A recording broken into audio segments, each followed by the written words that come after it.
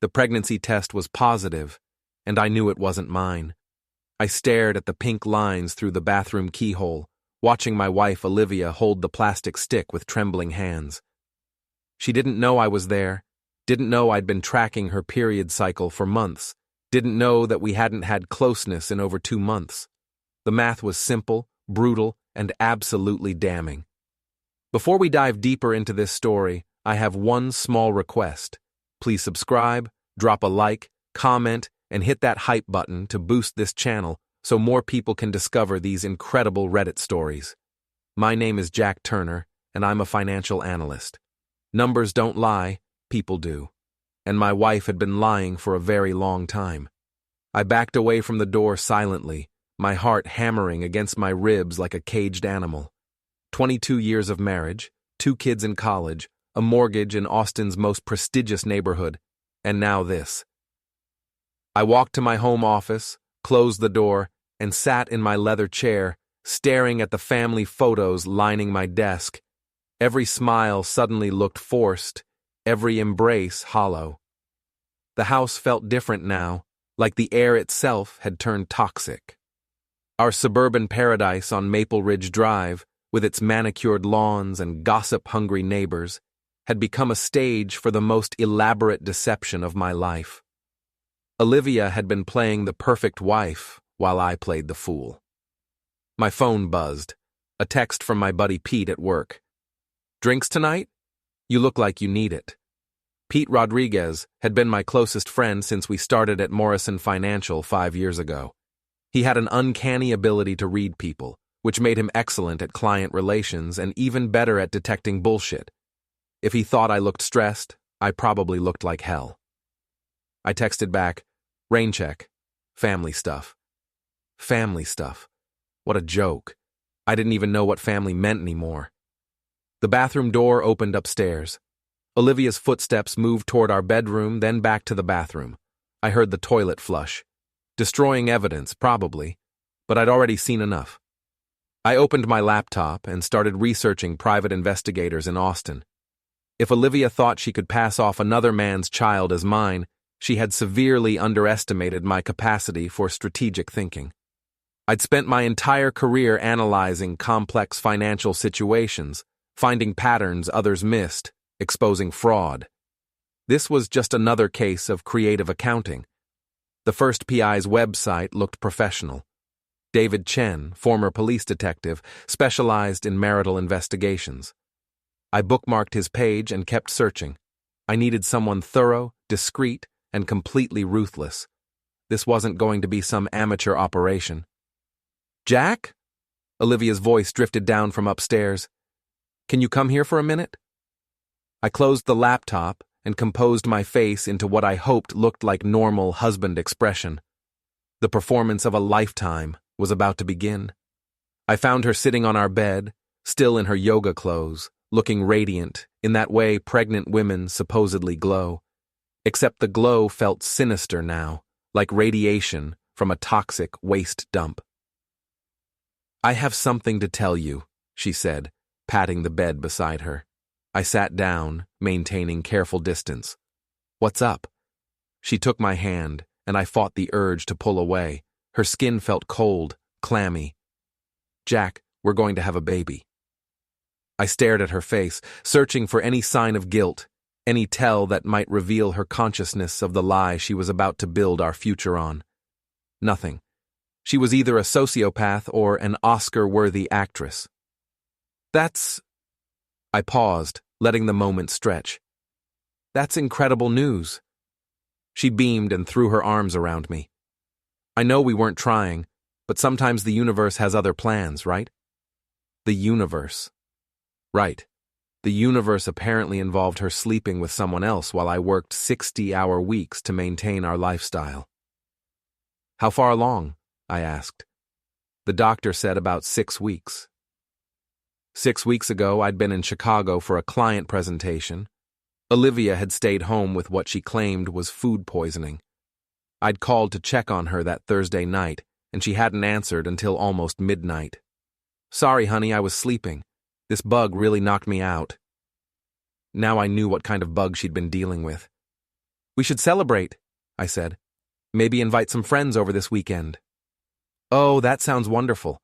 I'll call Sarah and Mike, maybe Tom and Jennifer too.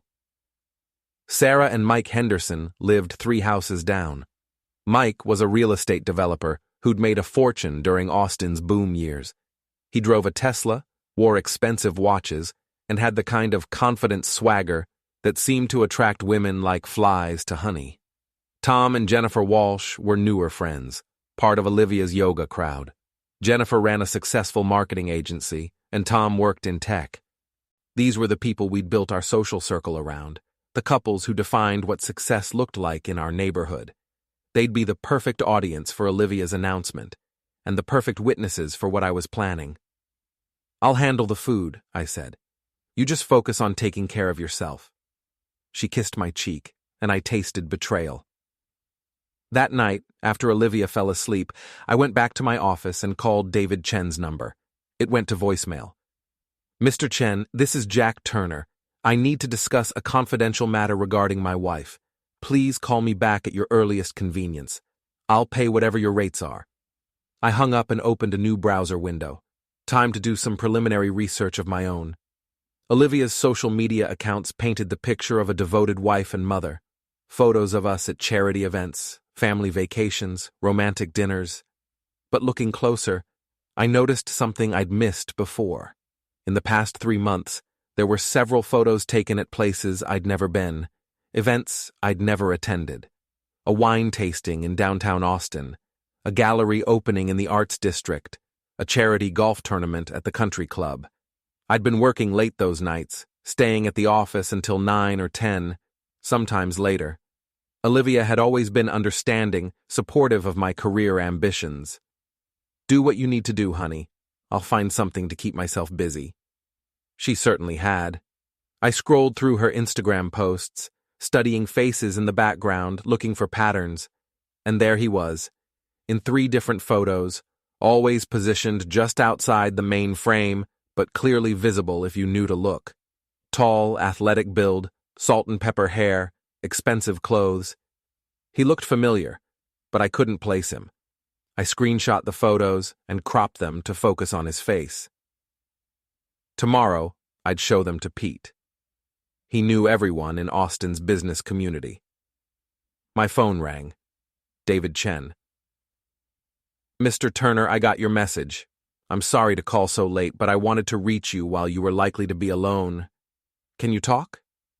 Yes. What kind of situation are we dealing with? I believe my wife is having an affair. She's pregnant, and I don't think the child is mine. How certain are you about the timeline? Very certain. We haven't been intimate in over 2 months, and she says she's 6 weeks pregnant. I see. Have you confronted her about this? No. She just told me about the pregnancy today. She has no idea I suspect anything. Good. The less she knows about your suspicions, the better. I can start surveillance immediately, but I'll need some basic information. Her daily routine, places she frequents, vehicle information. I gave him everything. Olivia's schedule, her gym, her favorite restaurants, her friends' addresses. It felt like betraying military secrets, except the enemy was sleeping in my bed. Mr. Turner, I have to ask this. What's your end game here? Are you looking for evidence for divorce proceedings, or are you hoping to reconcile? I thought about that for a long moment. I want the truth, all of it. And then I want justice. Justice can mean different things. Are we talking legal justice or personal justice? Both. I understand. I'll be in touch within 48 hours with preliminary findings. After I hung up, I sat in the darkness of my office, listening to the house settle around me. Upstairs, my wife slept peacefully, probably dreaming about her new life with her lover and their child. She had no idea that her perfect plan was about to become her worst nightmare. I was good at my job because I understood that every financial system had vulnerabilities, pressure points where the right amount of force could bring down the entire structure. Marriages were just another kind of system, and I was about to find every single weak point in ours. The pregnancy announcement party would be this Saturday. 5 days to gather intelligence, build my case, and prepare for war. David Chen called me Thursday morning while I was drinking coffee and watching Olivia get ready for her yoga class. "We need to meet," he said. "I have preliminary findings." "How preliminary?" "Preliminary enough that you're going to want to see these photos." We met at a coffee shop in downtown Austin, far from our neighborhood and the places Olivia frequented.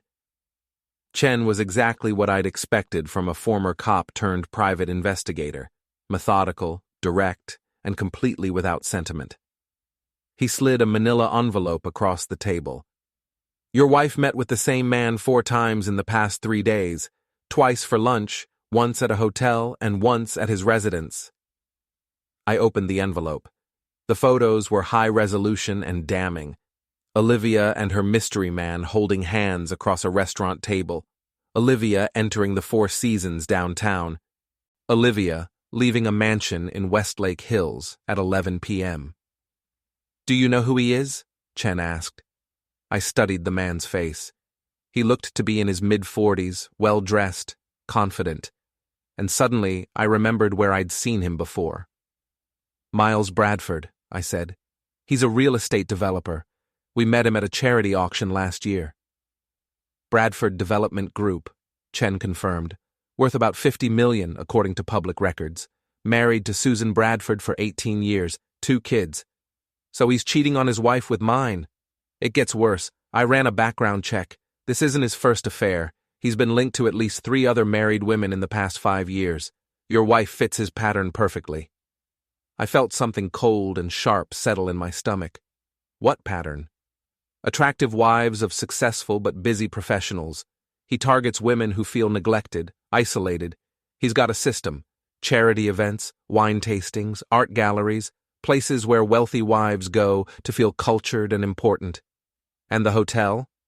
They've been meeting there every Tuesday for the past 2 months. Always the same room, always paid for with his credit card. Tuesdays. I worked late every Tuesday, staying at the office for our weekly strategy meetings that usually ran until 9 or 10. Olivia knew my schedule better than I did. "I need more," I said. "I need everything. Phone records, financial records, a complete timeline of their relationship. That's going to cost extra, and some of it might not be admissible in court. I don't care about admissible. I care about comprehensive." Chen nodded. "There's something else. Your wife made an appointment with an obstetrician for tomorrow morning, Dr. Sarah Martinez on West 6th Street. She didn't tell me about any appointment. She also made an appointment with a divorce attorney for next week. Rebecca Thompson specializes in high-asset divorces." The coffee in my mouth turned bitter. "She's planning to leave me. It looks like she's planning to leave you with Bradford's baby and take half your assets in the process." I stared at the photos, trying to process the magnitude of the deception. This wasn't just an affair. This was a calculated financial strategy, a hostile takeover of my life. "How long do you need for the complete investigation?" 2 weeks for everything you want. But Mr. Turner, I have to advise you to move carefully. If she's already consulting divorce attorneys, she's probably been moving assets, documenting your work schedule to establish neglect, building her case. Then I need to build mine faster. I paid Chen his retainer and drove back to work, my mind racing.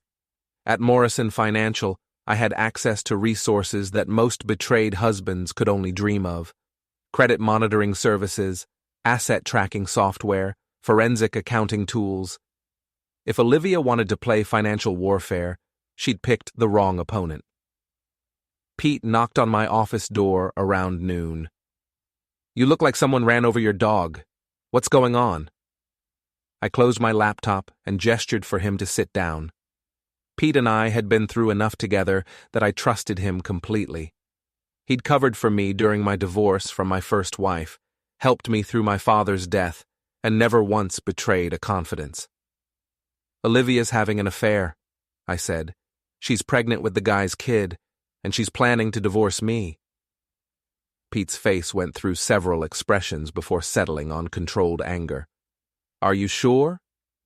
I showed him the photos. He studied them carefully, his jaw tightening. "Miles Bradford, he said. I know this guy. He tried to poach 2 of our clients last year.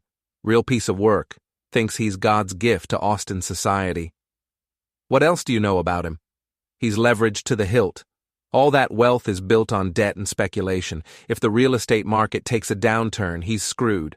Also, his wife comes from old Austin money. If she divorces him, he loses his social connections and probably half his business contacts. An idea began forming in my mind. How hard would it be to short his company's stock? Bradford Development isn't publicly traded, but most of his projects are financed through partnerships with public companies.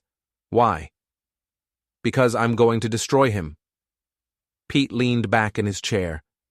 Jack, I understand you're angry, but you need to think strategically. Going after Bradford might feel good, but it won't solve your real problem.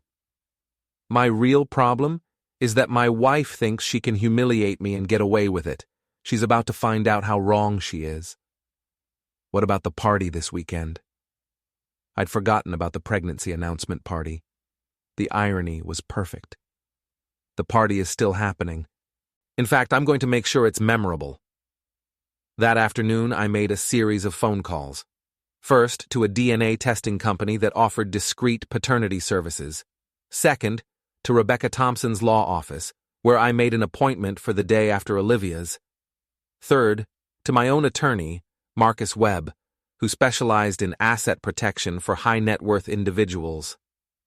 Marcus, I need to discuss some preventive measures, I said when he answered. What kind of preventive measures?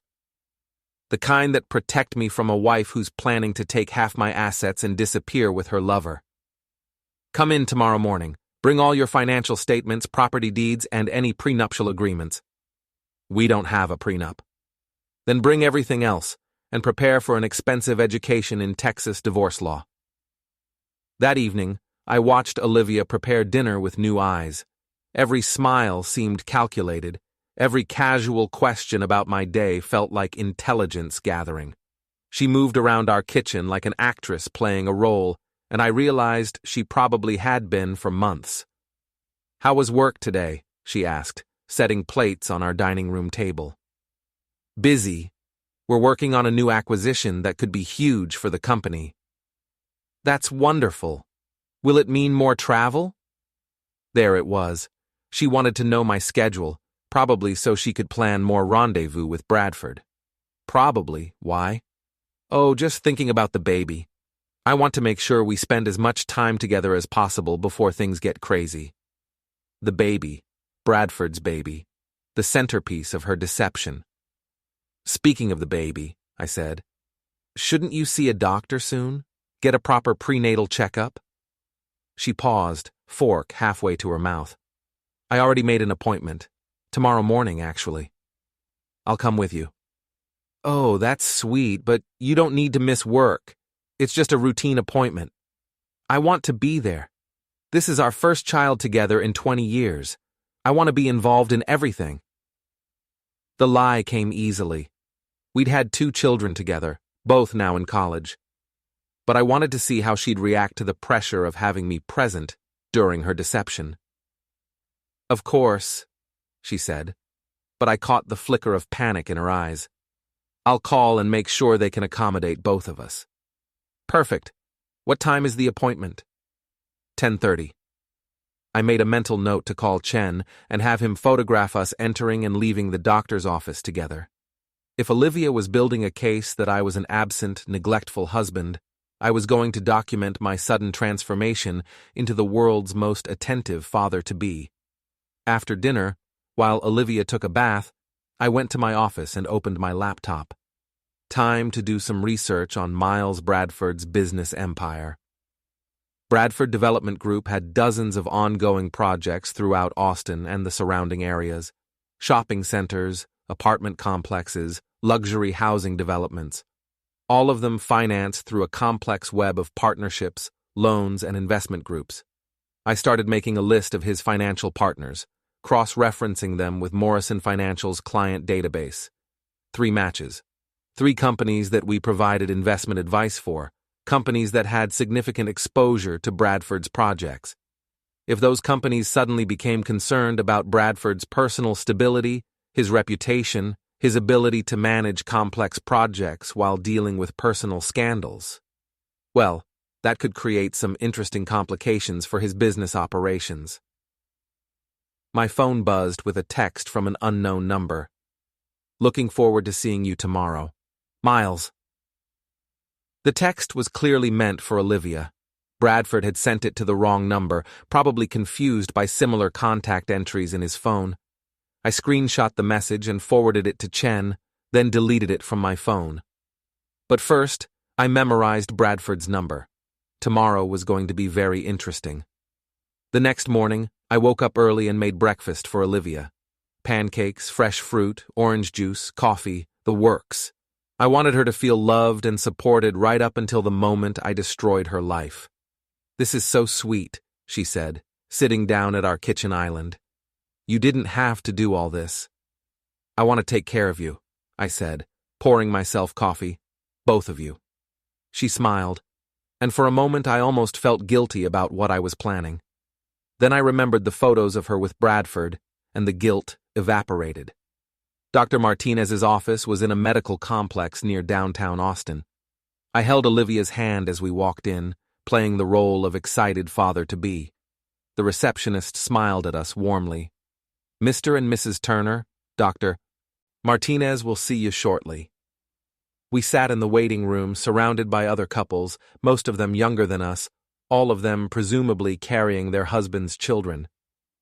I wondered if any of them were living the same lie as Olivia. "Jack Turner?" A nurse called our names. Dr. Martinez was a woman in her 50s with kind eyes and a professional demeanor. She shook both our hands and gestured for us to sit down in her office. "Congratulations on your pregnancy," she said to Olivia. "How are you feeling?" "Good. A little tired, but nothing too bad." "Any morning sickness?" "Some nausea in the mornings, but it's manageable." Dr. Martinez made notes on her chart. "Based on your last menstrual period, I'm estimating you're about 6 weeks pregnant. Does that sound right?" "Yes, that's what I calculated too." I leaned forward. "Doctor, when would be the earliest we could do a paternity test?" Both women stared at me. Olivia's face went pale. "I'm sorry," Dr. Martinez said. "A paternity test. When's the earliest that can be done safely?" "Jack," Olivia said, her voice tight. "Why would we need a paternity test?" I turned to her with what I hoped looked like confusion. "For the insurance. My company's health plan requires genetic testing for coverage of high-risk pregnancies. I thought you knew that." It was a complete lie, but delivered with enough confidence that Dr. Martinez nodded thoughtfully. "There are non-invasive prenatal paternity tests that can be done as early as 8 weeks, she said. They use cell-free fetal DNA from the mother's blood sample. Perfect. Can we schedule that? Jack, Olivia said again. I don't think we need to worry about that right now. I want to make sure everything is covered by insurance, I said firmly. Money's going to be tight with a new baby. Dr. Martinez looked between us, clearly sensing tension, but not understanding its source.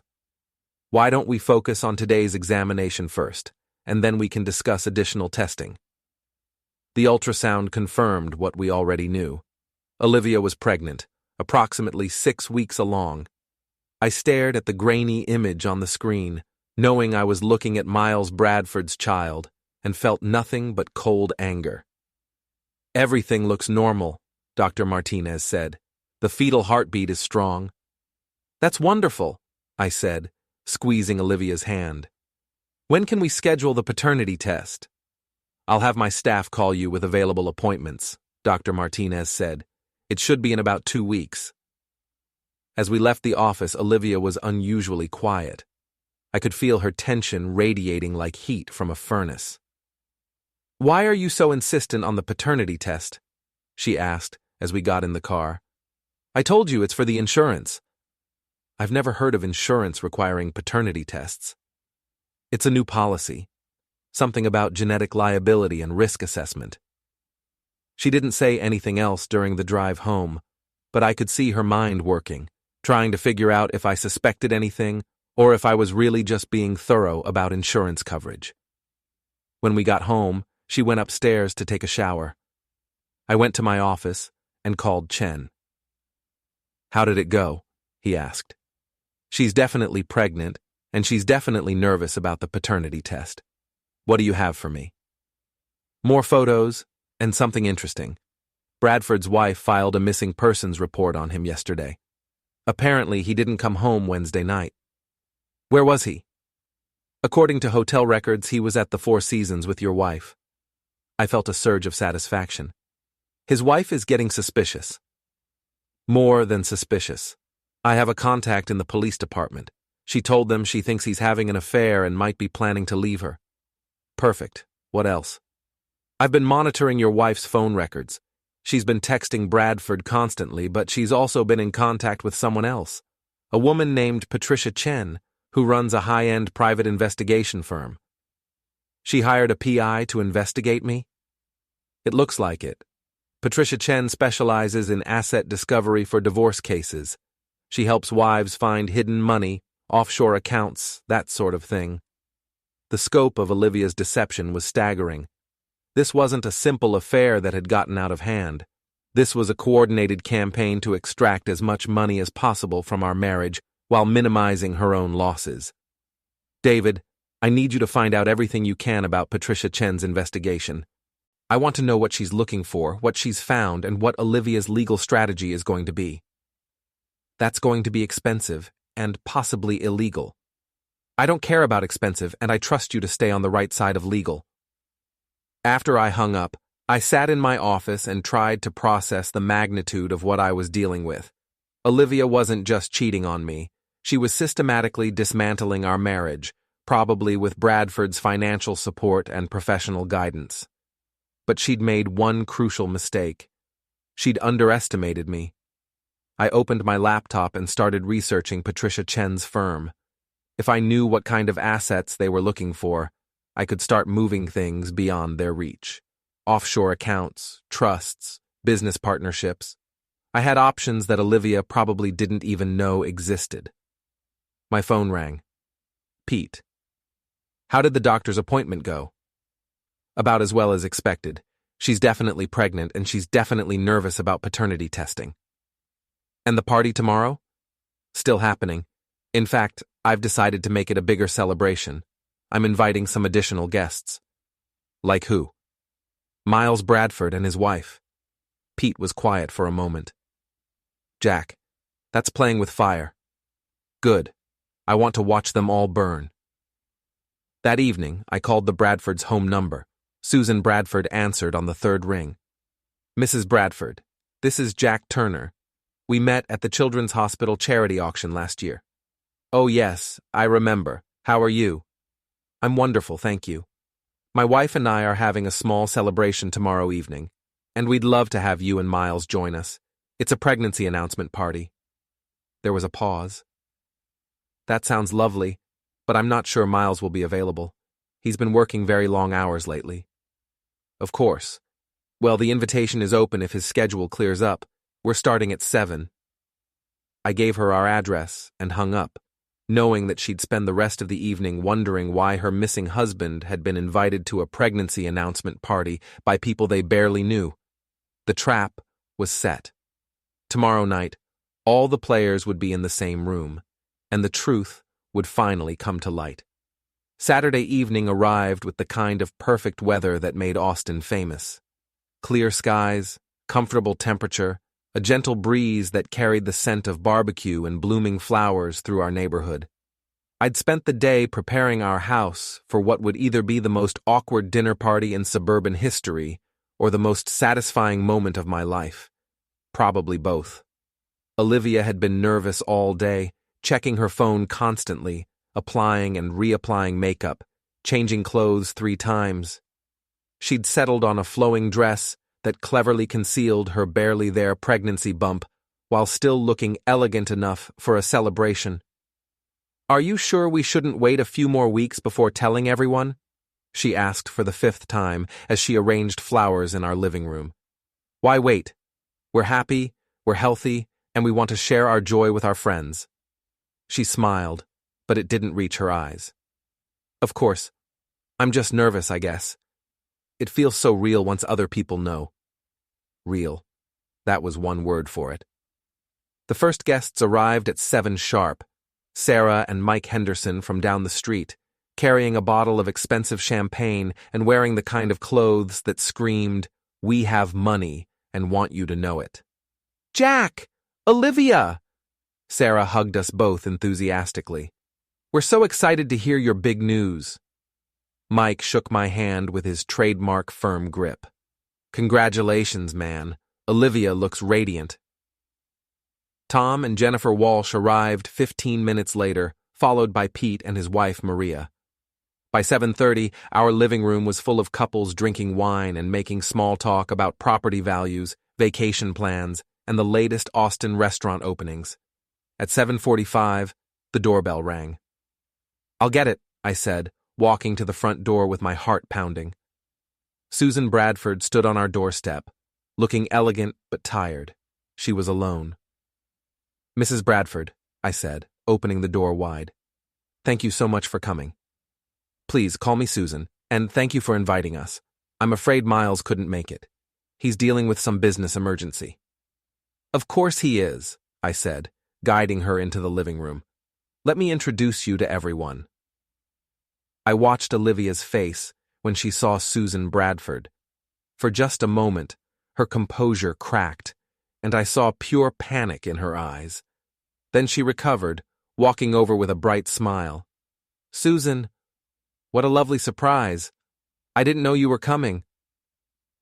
"Jack invited us," Susan said.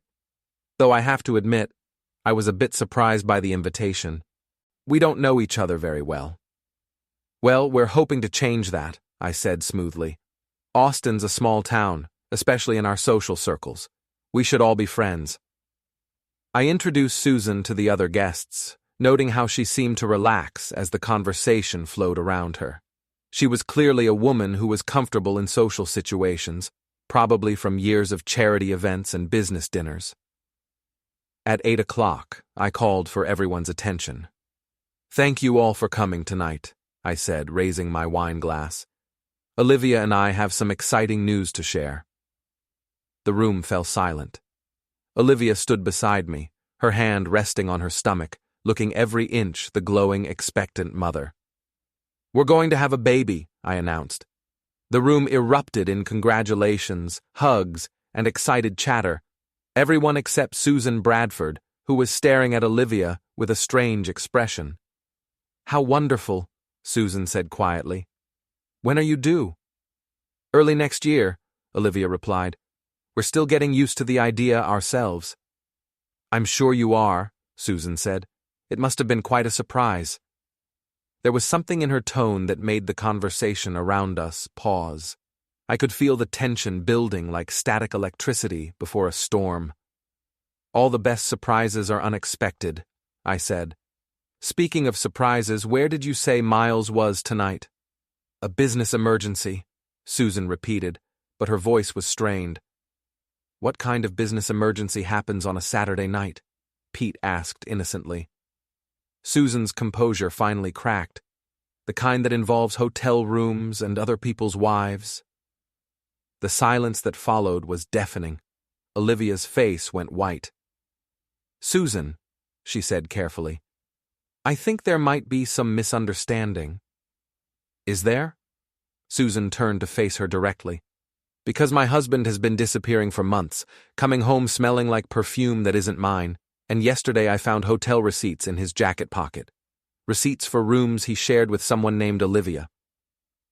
The room was so quiet, I could hear the ice maker cycling in our kitchen.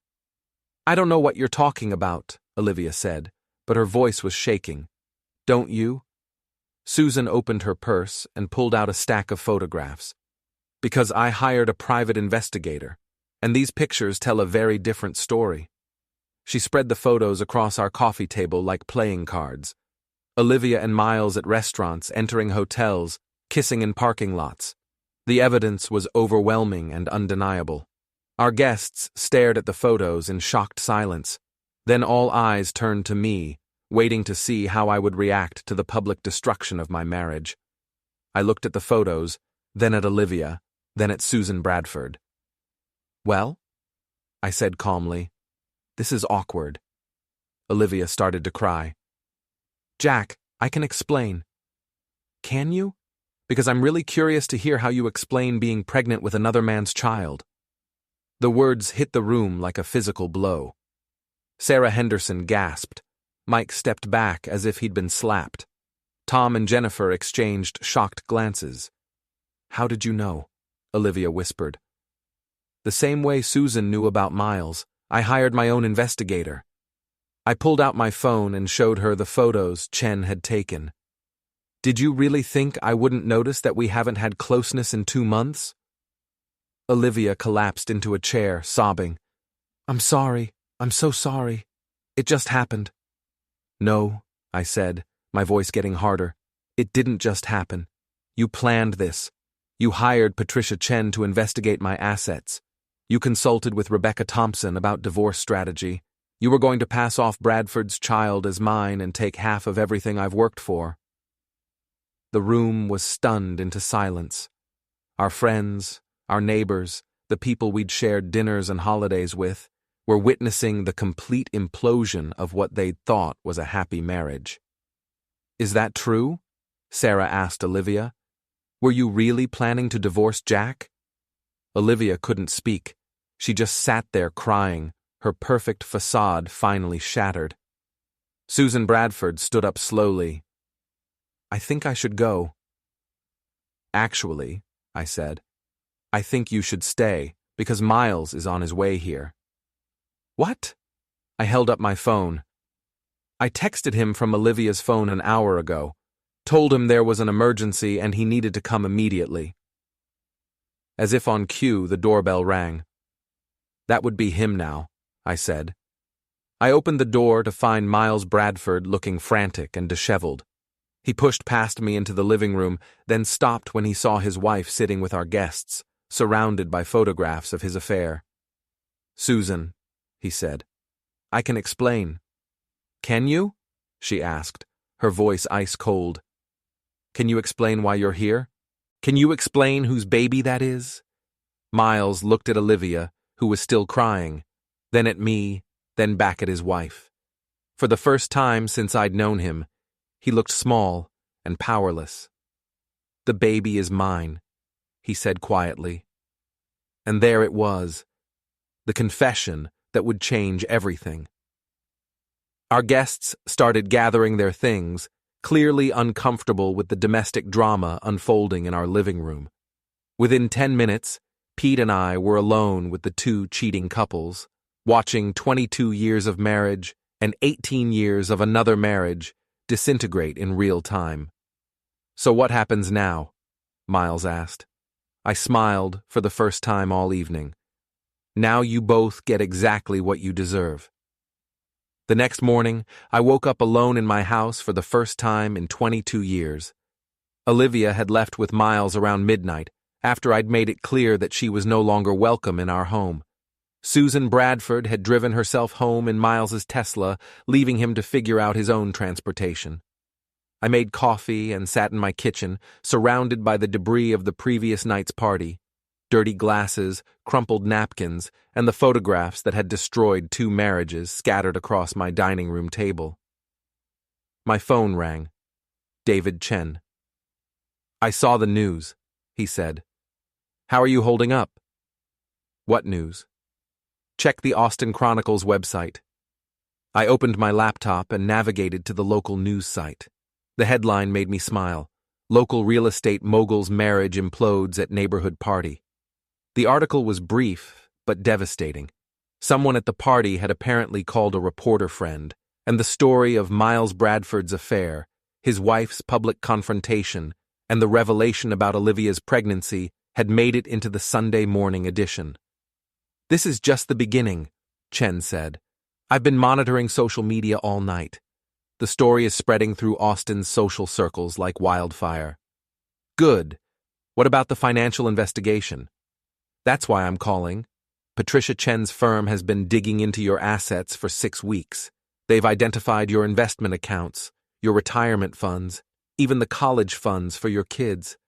Olivia was planning to claim half of everything. Was planning?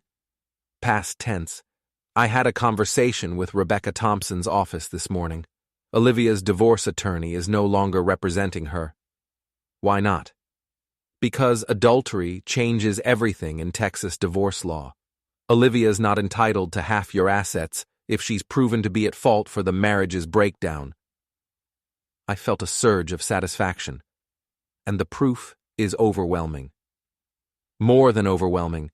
I have hotel records, photographs, phone records, and now a public confession. She's not going to get a penny more than what she brought into the marriage. After I hung up with Chen, I called my attorney, Marcus Webb. Jack, I've been expecting your call. I assume you want to file for divorce immediately? Yes, but I want to do this strategically. I want to make sure Olivia and Bradford both pay the maximum price for what they've done. What did you have in mind?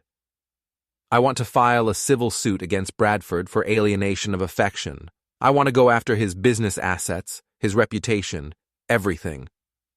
Texas doesn't recognize alienation of affection as a tort. Then we'll get creative. Fraud, conspiracy, intentional infliction of emotional distress. I don't care what we call it, I want him destroyed. I understand your anger, but you need to think about the practical implications. A prolonged legal battle is expensive and emotionally draining. Marcus, I'm a financial analyst. I know exactly how much this is going to cost, and I know exactly how much damage I can do to Bradford's empire. The math is in my favor. That afternoon, I drove to Pete's house. He and Maria lived in a similar neighborhood about 10 minutes away, in a house that was comfortable but not ostentatious. Pete believed in living below his means, a philosophy I was beginning to appreciate more deeply. "How are you doing?" Maria asked when she opened the door. She was a nurse at St. David's Hospital, practical and compassionate in equal measure. "I'm better than expected," I said honestly. "Angry, but better." Pete was in his backyard, grilling burgers and drinking beer. "Want to talk about it?" "I want to talk about Bradford's business vulnerabilities." He handed me a beer and sat down in a lawn chair. "I figured you might. I spent some time this morning researching his company's financial structure. And he's more leveraged than I thought. His current projects are financed through a consortium of investors, including 3 companies that Morrison Financial advises." "Which companies?" "Austin Capital Group, Lone Star Development Fund, and Texas Municipal Investment Trust." I knew all 3 companies well. Austin Capital Group was one of our biggest clients, and I'd personally managed their portfolio for the past 2 years. Lone Star Development Fund was newer, but they trusted our risk assessment completely. Texas Municipal Investment Trust was the most conservative of the 3, focused on stable, long-term returns. "What's Bradford's exposure if those investors get nervous?" "Total. He's got about $200 million in active projects, and if his financing gets pulled, he's looking at bankruptcy within 6 months." An idea began forming in my mind. What if those investors suddenly became concerned about Bradford's personal stability, his ability to manage complex projects while dealing with divorce proceedings, public scandals, and potential lawsuits? Pete stared at me. "Jack, you're talking about deliberately sabotaging his business relationships." "I'm talking about providing our clients with accurate risk assessments. Bradford's personal conduct absolutely affects his business viability." "That's a very fine line you're walking." "I've been walking fine lines my entire career. This is just another form of risk management." Monday morning, I was in my office at Morrison Financial by 7 a.m. I had 3 client meetings scheduled, and I intended to make the most of them. My first meeting was with David Park, the portfolio manager for Austin Capital Group. We'd worked together for years, and he trusted my judgment completely. "David, I need to discuss some concerns about one of your real estate investments." "Which one?" "Bradford Development Group. There have been some developments over the weekend that could affect their ability to complete their current projects." I showed him the newspaper article about Bradford's marital problems. along with a carefully prepared risk assessment that highlighted the potential impact of personal scandals on business operations. "This is concerning," David said, studying the documents. "How serious do you think this could get?" "Serious enough that I'd recommend reducing your exposure immediately." "What kind of timeline are we looking at?" "I'd move within the week.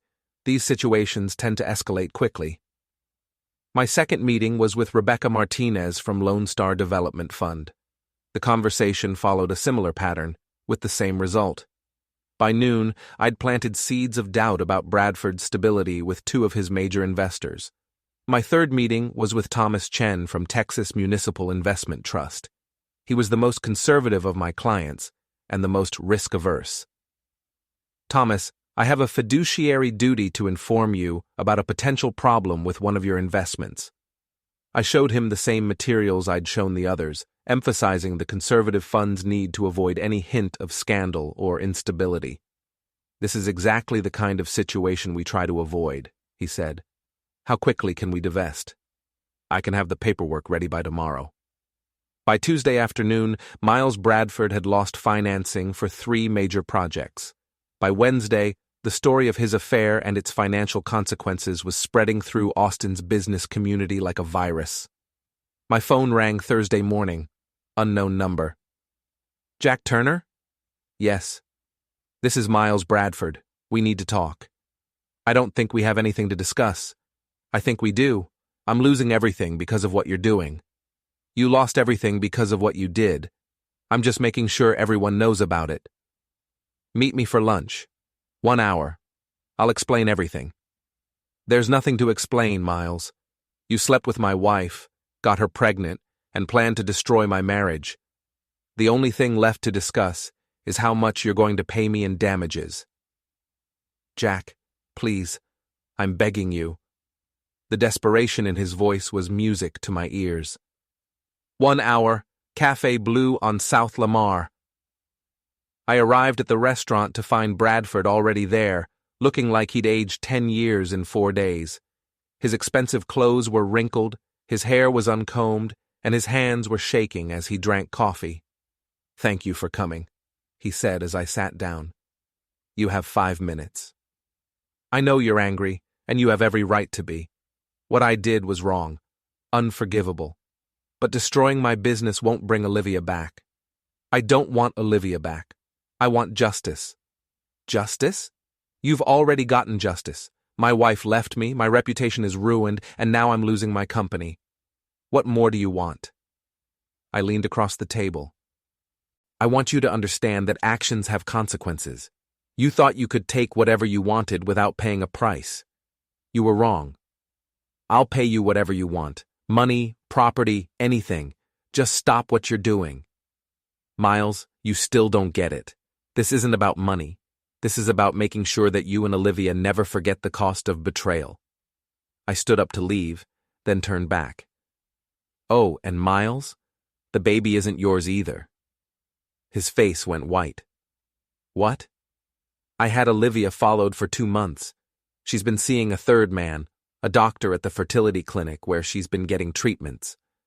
The baby could be his, yours, or possibly even mine. She's been playing all of us." It was a lie, but delivered with enough conviction that Bradford believed it completely.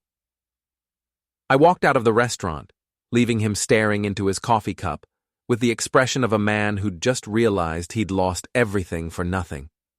6 months later, Miles Bradford filed for bankruptcy. His wife divorced him and took half of what little remained of his assets. Olivia's pregnancy ended in a miscarriage at 12 weeks, and she moved back to her mother's house in Dallas. I kept our house, our investments, and our friends. Most importantly, I kept my dignity and my reputation as someone you don't want to cross. The divorce was finalized on a Tuesday morning in December. I walked out of the courthouse into bright winter sunshine, feeling lighter than I had in years. Pete was waiting for me in the parking lot. "How does it feel to be a free man?" he asked. "It feels like justice," I said. And it did.